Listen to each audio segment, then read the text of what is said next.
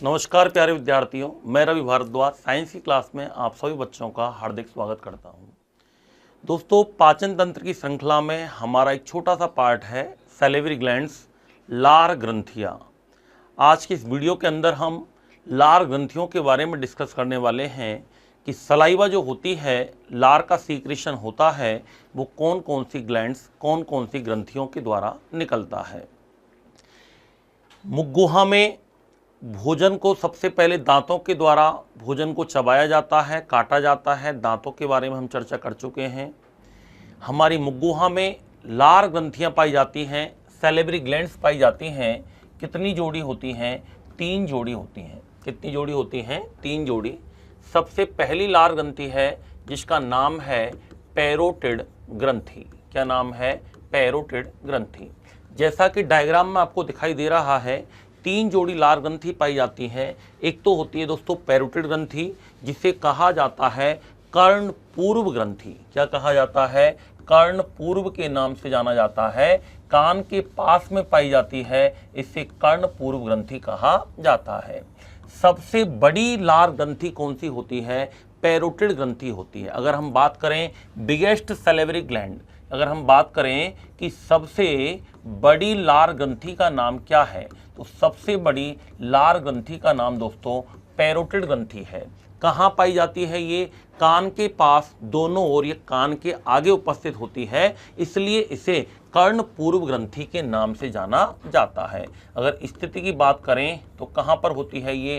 कान से पहले होती है। कहाँ से होती है? कान के आगे होती है। कान के आगे ये स्थित होती है। सबसे बड़ी लार ग्रंथि इसको कहते हैं। जो ऊपरी जबड़े होते हैं, ऊपरी जबड़े में जो कृंतक दांत होते हैं, इंसाइजर टीथ, उनके पीछे एक लंबी वाहिनी होती है जिसको स्टेन्स की नलिका कहा जाता है। उस स्टेन्स की नलिका के द्वारा कौन सी ग्लैंड खुलती हैं? याद रखना, कर्ण पूर्व ग्रंथि खुलती हैं। तो कौन सी नलिका के द्वारा खुलती हैं ये? तो याद रखना, स्टेन्स की नलिका द्वारा खुलती हैं। इसके द्वारा ओपन होती हैं। स्टेन्स की नलिका द्वारा खुलने का कार्य कौन सी ग्रंथि करती है? पैरोटिड ग्रंथि के द्वारा किया जाता है। ये लगभग 25% लार का क्या करती हैं? सीक्रेशन करती हैं। लगभग 25% लार का स्त्राव कौन सी ग्रंथि करती हैं? पैरोटिड ग्रंथियों के द्वारा किया जाता है। तो सबसे पहली ये हमारी पैरोटिड ग्लैंड है, जो कि कहाँ पाई जाती है दोस्तों? कान के जस्ट पहले होती है। कहाँ पर होती है? कान के जस्ट पहले उपस्थित होती है।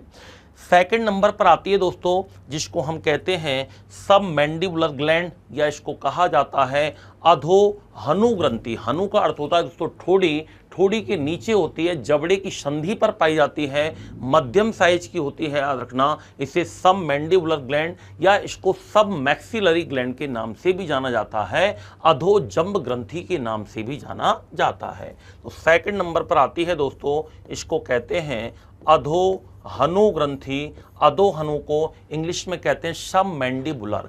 ठोड़ी की हड्डी का नाम होता है मैंडिबल, इसके पास में होती है, इसलिए इसे कहते हैं सब मैंडिबुलर। क्या कहा जाता है? सब मैंडिबुलर ग्रंथि के नाम से जाना जाता है, या इसे कहते हैं अधोजंब ग्रंथि।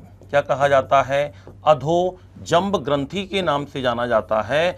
अधोजंब, जंब यानी जबड़ा, जबड़े की हड्डी का नाम होता है मैक्सिला, तो मैक्सिला के पास होती है, इसलिए इसे अधो मैक्सिलरी या सब मैक्सिलरी या अधोजंब ग्रंथि के नाम से जाना जाता है। तो इसको अपन इंग्लिश में कह सकते हैं सब मैक्सिलरी ग्लैंड के नाम से जाना जाता है, सब मैक्सिलरी ग्रंथि के रूप में जाना जाता है।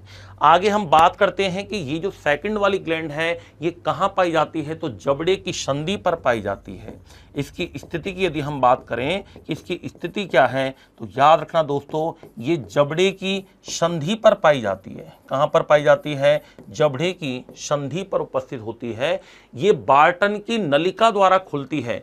सबसे लंबी लार नलिका होती है, याद रखना, बार्टन की नलिका। जिस प्रकार से पैरोटिड ग्लैंड स्टेंस की नलिका के द्वारा ओपन होती है हमारी बकल कैविटी के अंदर मुख गुहा में, उसी प्रकार से जो अधोहनु ग्रंथि है ये वार्टन डक्ट्स, वार्टन की नलिका के द्वारा ओपन होती है। वार्टन की नलिका सबसे लंबी लार नलिका के रूप में जानी जाती है। तो किसके रूप में खुलती है ये? बार्टन की नलिका के रूप में खुलती है, बार्टन की नलिका के रूप में ओपन होती है, बार्टन की नलिका के रूप में खुलती है, जिसका नाम क्या है? सब मैक्सिलरी ग्लैंड। ये निचले वाले जो हमारे कृंतक दांत होते हैं उनके पीछे खुलती है। कहाँ पर खुलती है? निचले वाले जो कृंतक दांत होते हैं, इंसाइजर टीथ होते हैं, उनके पीछे खुलती है। उससे बार्टन की नलिका कहा जाता है। ये सबसे लंबी लार नलिका है, ब्रैकेट में लिखना है, सबसे लंबी लार नलिका के रूप में इसको जाना जाता है। सबसे बड़ी बिगेस्ट सलाइवरी डक्ट के नाम से भी इसको जाना जाता है। और याद रखना, क्वेश्चन बनता है कि मैक्सिमम लार का जो सीक्रेशन होता है, सर्वाधिक लार का जो स्त्रवण होता है, वो कौन सी ग्रंथियों से होता है? तो यह अधोहनु ग्रंथियों से होता है। लगभग 70% लार का सीक्रेशन होता है। इससे कितना होता है? लगभग 70%। तो याद रखना, सर्वाधिक लार का स्त्रवण, सर्वाधिक लार का स्त्रवण कौन सी ग्रंथियों से होता है? सैलिवरी ग्लैंड्स, अधोहनु ग्रंथियों के द्वारा होता है। लगभग 70% होता है। इसे मैक्सिमम के रूप में जाना जाता है। और तीसरे प्रकार की जो ग्लैंड है दोस्तों हमारी, उसका नाम है अधोजिह्वा, जिसको कहते हैं सबलिंगुअल ग्लैंड। ये जीभ के नीचे होती है। अधो मीन्स नीचे, जिह्वा यानी जीभ, जीभ के नीचे पाई जाती हैं। इंग्लिश में इनको कहा जाता है सबलिंगुअल ग्लैंड, जो कि सबसे छोटी लार ग्रंथि के रूप में इनको जाना जाता है। और इनसे लगभग 5% लार का सीक्रेशन होता है। यानी सबसे कम लार का सीक्रेशन कौन सी ग्रंथि करती है? अधोजिह्वा ग्रंथि के द्वारा किया जाता है। तो तीसरे प्रकार की है, थर्ड नंबर पर आती है अधोजिह्वा,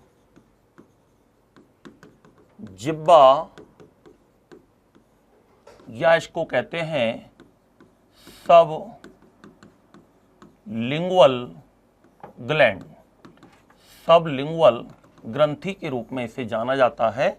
अधोजिह्वा या सबलिंगुअल की बात करें तो स्थिति, पहले बात करते हैं इसकी कंडीशन, इसकी पोजीशन क्या होती है हमारे? तो स्थिति होती है दोस्तों जीभ के नीचे। कहां पर होती है बोलिए?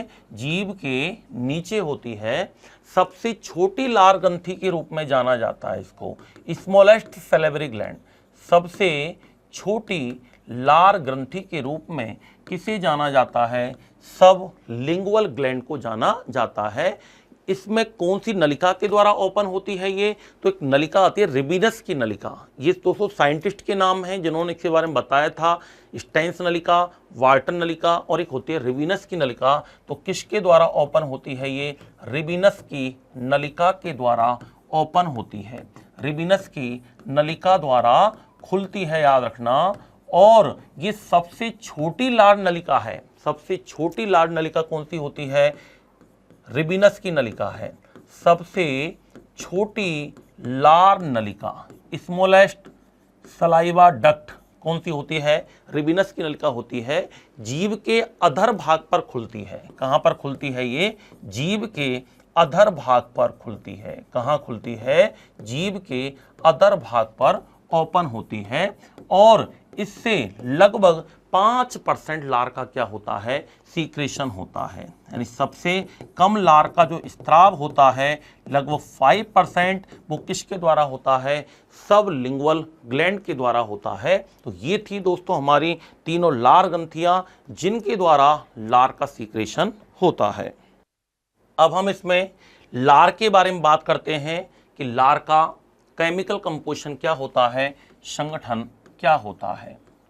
तो लार, जिसको सलाइवा के नाम से जाना जाता है, किस नाम से जाना जाता है? सलाइवा के नाम से जाना जाता है। ये लार क्या है दोस्तों? लार ग्रंथियों का स्त्राव है। क्या है ये? लार ग्रंथियों का स्त्राव क्या कहलाता है? लार कहलाता है। क्या कहलाता है? लार कहलाता है। अगर हम बात करें कि प्रतिदिन कितने लार का स्त्राव होता है, तो प्रतिदिन लार का स्त्राव होता है दोस्तों लगभग 1 से 1.5 लीटर पर डे। 1 से 1.5 लीटर पर डे किसका स्राव होता है? लार का सीक्रेशन होता है। लार की प्रकृति के बारे में बात करें तो भोजन से पहले, अभी इस समय हमारे मुख में भोजन नहीं है, इस समय लार की प्रकृति होती है क्षारीय, लेकिन भोजन करते समय कैसी हो जाती है? अम्लीय हो जाती है। तो याद रखना, भोजन से पूर्व यदि हम बात करें तो भोजन से पूर्व कैसी होगी? क्षारीय होगी, जिसे एल्कलाइन कहा जाता है। क्या कहा जाता है? एल्कलाइन कहते हैं। और यदि हम बात करें कि भोजन के समय कैसी होगी, तो भोजन के समय दोस्तों अम्लीय होती है। कैसी होती है? अम्लीय होती है, जिसे एसिडिक के नाम से जाना जाता है। लार की पीएच की बात करें तो लार की पीएच कितनी होती है? 6.8 होती है। अगर हम लार में जल की बात करें तो वाटर की मात्रा लगभग 99.5% होती है। कुछ इसके अंदर अकार्बनिक लवण पाए जाते हैं। क्या पाए जाते हैं? अकार्बनिक लवण, जिनको इनऑर्गेनिक सॉल्ट के नाम से जाना जाता है। किस नाम से जाना जाता है? इनऑर्गेनिक सॉल्ट के नाम से जाना जाता है। इनऑर्गेनिक सॉल्ट के रूप में sodium chloride, potassium chloride, calcium carbonate, इस प्रकार के इसके अंदर ये पाए जाते हैं। तो NaCl, KCl आदि कुछ लवण पाए जाते हैं लार के अंदर। कुछ ऑर्गेनिक सॉल्ट भी होते हैं। कुछ क्या पाए जाते हैं इसमें? ऑर्गेनिक सॉल्ट पाए जाते हैं, या जिन्हें कार्बनिक लवण कहा जाता है, जिनमें कार्बन पाया जाता है। और कार्बनिक लवण के रूप में इनमें दोस्तों SCO3- आयन पाए जाते हैं, कार्बोनेट आयन उपस्थित होते हैं। लार के अंदर दोस्तों कौन सा एंटीबॉडी पाया जाता है? इंपॉर्टेंट है, लार में IgA एंटीबॉडी पाया जाता है। कौन सा एंटीबॉडी होता है? IgA एंटीबॉडी इसके अंदर पाया जाता है। अल्प मात्रा में लार में यूरिक एसिड भी हो सकता है। लार में इसके अलावा टाइलिन एवं लाइसोजाइम 2 एंजाइम पाए जाते हैं लार में। कितने एंजाइम पाए जाते हैं? 2। पहला एंजाइम कौन सा है? टाइलिन, जिसे लारिये एमाइलेज के नाम से जाना जाता है। किस नाम से जाना जाता है? लारिये एमाइलेज, जो कि मुख्यतया किसके द्वारा निकलता है? याद रखना, पैरोटिड ग्रंथियों के द्वारा स्त्रवित लार में होता है। और ये किसका पाचन करता है? सबसे पहले स्टार्च का पाचन करता है। स्टार्च क्या है दोस्तों? एक कार्बोहाइड्रेट है, पॉलीसैकेराइड है, और ये स्टार्च को माल्टोज शर्करा में बदलने का काम कौन करता है? लारिये एमाइलेज या टाइलिन एंजाइम करता है। दूसरा एंजाइम जो होता है उसका नाम है लाइसोजाइम एंजाइम। ये लाइसोजाइम एंजाइम क्या काम करेगा? तो टाइलिन तो करेगा दोस्तों स्टार्च का पाचन। किसका पाचन करेगा? स्टार्च का। क्वेश्चन आता है, सर्वप्रथम पाचन की प्रक्रिया कहां से प्रारंभ होती है? मुख गुहा से प्रारंभ होती है। सबसे पहले स्टार्च का पाचन होता है। स्टार्च को हिंदी में दोस्तों मंड कहते हैं। चावल बनाते हैं ना, मांड निकलता है, वो मंड कहलाता है। उसका पाचन सबसे पहले टाइलिन एंजाइम के द्वारा होता है तथा माल्टोज शर्करा का निर्माण हो जाता है। ये मुख्यतया पैरोटिड ग्रंथियों का जो स्त्राव होता है उसमें टाइलिन एंजाइम पाया जाता है। और लाइसोजाइम एंजाइम ये क्या काम करता है? भोजन के साथ आए हुए कीटाणुओं को नष्ट करने का कार्य करता है। भोजन के साथ आए हुए कीटाणुओं को नष्ट करने का कार्य कौन करता है? लाइसोजाइम एंजाइम करता है। कौन करता है? Lysozyme enzyme. ये एंजाइम जो है दोस्तों, ये हमारे आंसू तथा पसीने के अंदर पाया जाता है। पुरुषों में जनन द्रव्य शीमन के अंदर, वीर्य के अंदर उपस्थित होता है लाइसोजाइम एंजाइम। आंखों में दोस्तों कई बार कोई छोटा मोटा कीटाणु चला जाता है तो लाइसोजाइम उसको नष्ट करने का कार्य करता है। तो ये 2 एंजाइम किसके अंदर निकलते हैं दोस्तों? लार के अंदर पाए जाते हैं। पहला है टाइलिन, दूसरा है लाइसोजाइम। इसमें हम अब ऑल ओवर लार के कार्यों के बारे में हम चर्चा करेंगे। लार के कार्य क्या क्या हैं? लार के कार्य,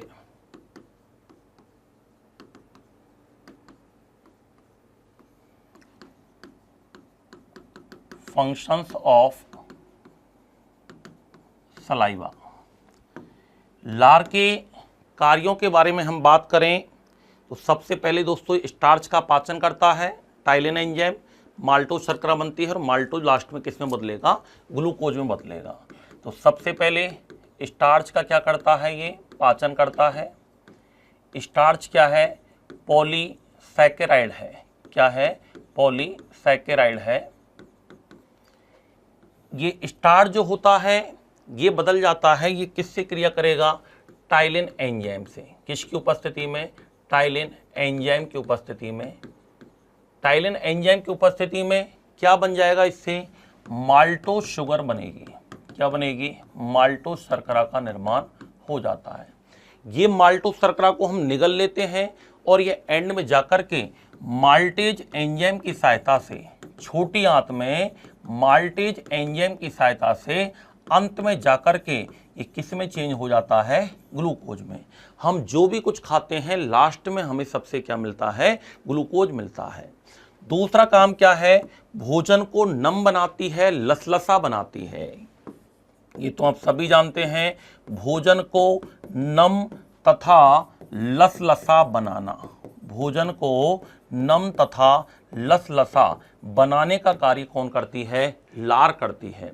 लाइसोजाइम एंजाइम जीवाणुओं की भित्ति को नष्ट करता है, बैक्टीरिया की सेल वॉल को नष्ट करने का कार्य करता है।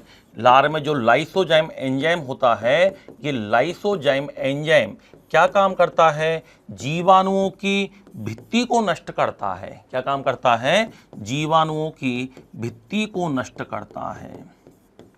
जीवाणुओं की भित्ति को नष्ट करने का कार्य किसका होता है, बताइए, किसका होता है, लाइसोजाइम एंजाइम का होता है। भोजन के स्वाद ग्रहण करने में भी उपयोगी है। स्वाद ग्रहण करने में, हालांकि स्वाद कलिकाओं का रोल होता है, इन स्वाद ग्रहण करने में भी लार का क्या होता है, यूज होता है। शरीर में वाटर बैलेंसिंग का काम करती है, जल संतुलन का कार्य करती है।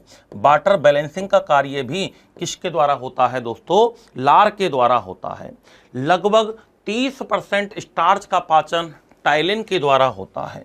लगभग 30% स्टार्च का पाचन, लगभग 30% स्टार्च का पाचन कौन से एंजाइम के द्वारा होता है, टाइलिन एंजाइम के द्वारा होता है, जो कि लार के द्वारा निकलता है। किसके द्वारा निकलता है, लार के द्वारा निकलता है।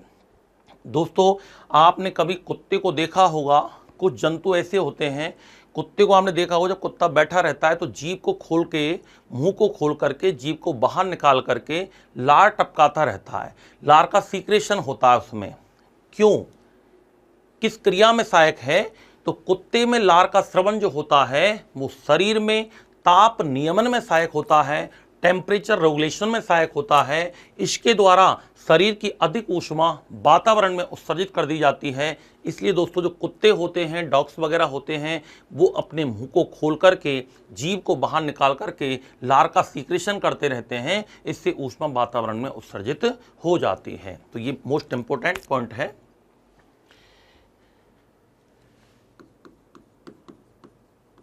कुत्ते में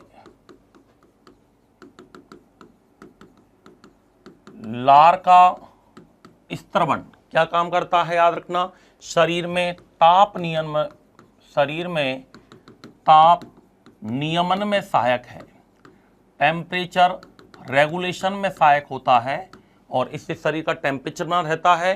शरीर की अधिक ऊष्मा वातावरण को दे दी जाती है। शरीर से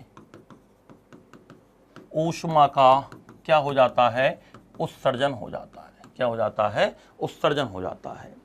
अब हम बात करते हैं दोस्तों कि लार की जैव रासायनिक क्रियाविधि क्या है, बायोकेमिकल मैकेनिज्म ऑफ सलाइवा। दोस्तों लारीय एमाइलेज जो होता है वो पके हुए भोजन पर थोड़ा जल्दी से काम करता है और कच्चे भोजन पर थोड़ा सा धीमी गति से कार्य करता है।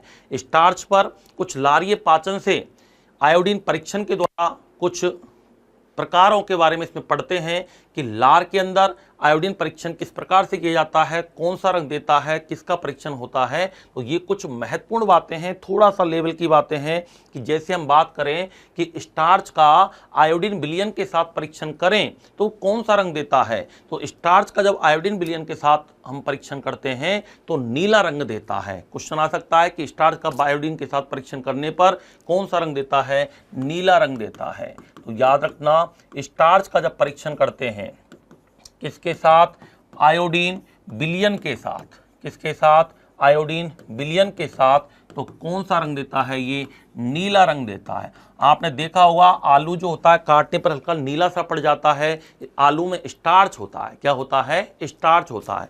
और माल्टोज की क्रिया जब आयोडीन विलयन से कराई जाती है या माल्टोज पर आयोडीन का परीक्षण करते हैं तो याद रखना कोई भी रंग नहीं देता है।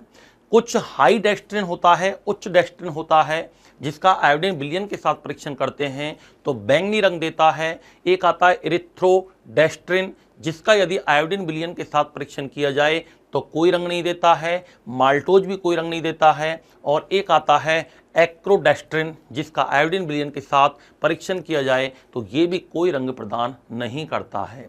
दोस्तों, लारीय स्त्रवन का नियंत्रण तंत्रिका तंत्र के द्वारा होता है, रासायनिक और हार्मोनल नियंत्रण इस पर नहीं होता है। हमारे तंत्रिका तंत्र में, स्वायत्त तंत्रिका तंत्र में अनुकंपी और प्राणुकंपी दो तंत्रिका तंत्र होते हैं जिनके माध्यम से लार का स्त्रवन कर दिया जाता है, लार के स्त्रवन का कंट्रोल कोऑर्डिनेशन किया जाता है।